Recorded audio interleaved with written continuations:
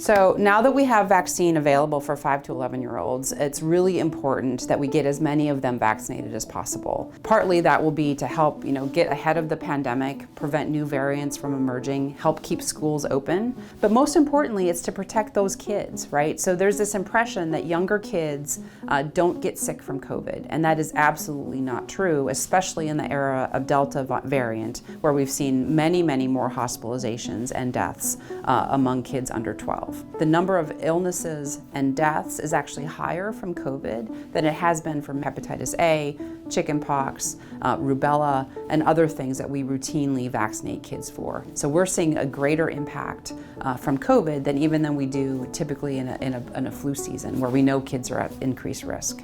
From a safety standpoint, even though the trial was a lot smaller in kids than it was for the initial adult trial, the trials were about as big as we typically see for vaccines that are targeted at kids. So, it's not going to detect the most rare side effects that are out there, but we already have a huge amount of information from hundreds of millions of doses that have gone into adults that we know that these vaccines are safe.